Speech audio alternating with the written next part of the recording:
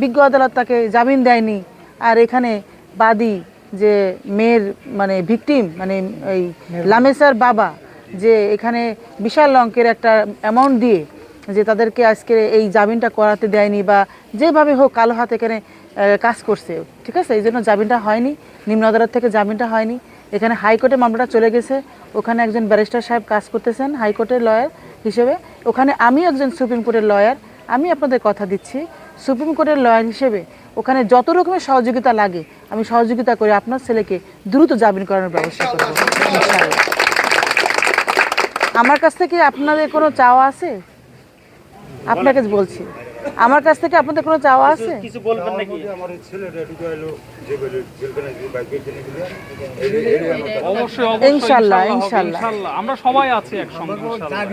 আসলে হচ্ছে কি মেয়েটার বয়স হচ্ছে মেডিকেল হিসাবে 18 বছর, কিন্তু চাকরি বাকরির জন্য জন্ম নিবন্ধনের বয়স কমিয়ে তার বয়স হচ্ছে 15 বছর। আসলে তার বয়স 18 বছর। তা একজন সাবালক সাবালিকা দুজনেই কিন্তু সাবালক। ছেলে আপনার ছেলেও সোহাগ হচ্ছে সাবালক, আর লামিসা এও হচ্ছে সাবালক, দুজনেই সাবালক।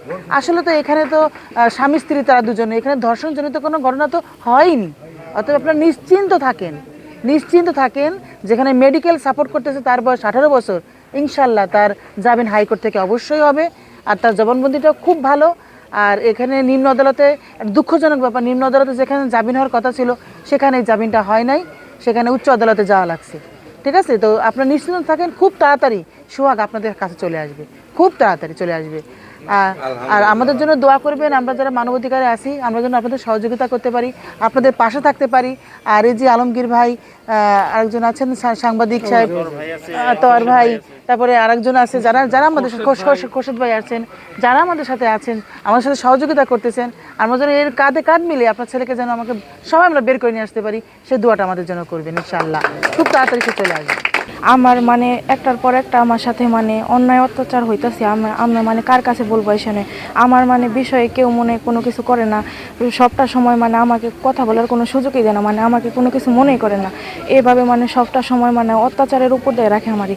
তার জন্য আমি আপনাদের কাছে আসছি, যদি আপনাদের কাছে বলে না, যদি আপনি যদি কোনো কিছু হয়, আমার কোনো কিছু হয়, এর জন্য আমি আপনাদের কাছে এখানে মানে কথা বলছি। আপনারা কেন শিখিয়ে দিবেন? আমি কি এখনও ছোটো আছি যে আমাকে কথা শিখিয়ে দিতে হবে?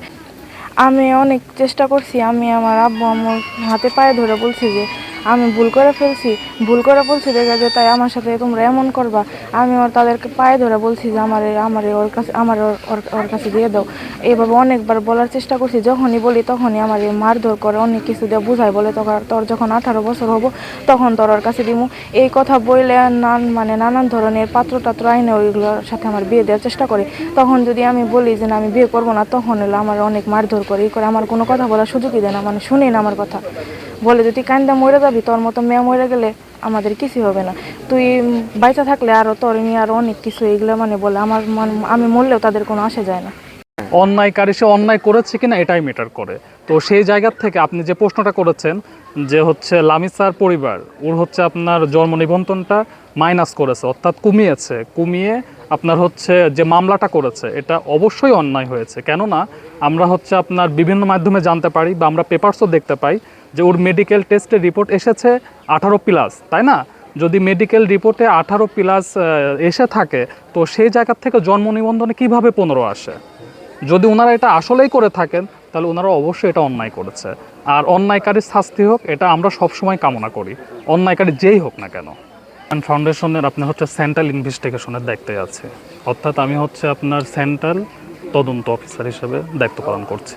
তার পাশে আমরা থাকবো, কারণ এটা একটা নির্যাতন, এটা একটা নির্যাতন। আমি কেন নির্যাতন বলবো, কারণ দুজনে কিন্তু অ্যাডাল্ট। এটা মেয়ে মানে লামিসার যে বাবা, এটা কিন্তু ওদের উপরে নির্যাতন করতেছে। আর আমি মনে করি যে এর একটা প্রতিবাদ হওয়া উচিত, আর আমরা এই প্রতিবাদের পাশে আছি এবং সর্বোচ্চ সহযোগিতা আমরা করব। এবং আমি আশা করি আমাদের যে সমস্ত আইনজীবী বন্ধুরা আছে, আমি কামনা করব তারা যেন সর্বোচ্চ সহযোগিতা করে এই পরিবারের পাশে এসে দাঁড়ায়। জামিলা, মানবাধিকারের অ্যাডভোকেট, সুপ্রিম কোর্ট। প্রাথমিক অবস্থায় আমি বলবো যে প্রত্যেক মেয়ের ভালো মন্দ আমরা বাবা মা যারা তারা চাই, আমাদের ভালো মন্দ আমার বাবা মা চাইছেন। কিন্তু যখন দেখলাম যে আমার মেয়ে পরপর 3বার চলে যায় এবং ওই ছেলে ছাড়া আমার মেয়ে চলতেছে না, সে মারা যাচ্ছে, তখন তো এর মধ্যে তো আমার ওই মেয়েকে ওই ছেলেকে মেনে নেওয়ার চাইতে তো আমার মেয়ে মরে যাওয়াটা আমার কাছে বড় হতে পারে না, আমার জিদ বড় হইতে পারে না। আমি তখন 10 জনের যে দিকে চাচ্ছে আমি অবশ্যই মেনে নিতে বাধ্য হইতাম। আমি দেশবাসীর সকলের সমর্থনটাকে আমি তখন মেনে নিতে বাধ্য হইতাম। ধন্যবাদ, একটু পরিচয় দেন। আমি মোহাম্মদ ফরিদ মিয়া, অবসরপ্রাপ্ত সেনা সদস্য, বাংলাদেশ সেনাবাহিনী থেকে অবসর নিয়েছি 1.5 বছর আগে। তো আমি যতগুলা মিথ্যা, হয়রানি এবং মানুষকে ঠকানো থেকে শুরু করে যত প্রকারের অন্যায় আছে, আমি প্রতিটা অন্যায়ের প্রতিবাদ করতে জানি এবং প্রতিবাদ শিখে আসছি।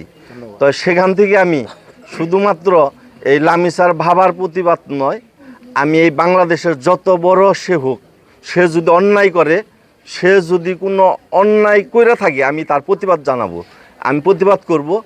আমি হয় মরে যাব, না হয় সত্যতা নিয়ে আমি থাকবো।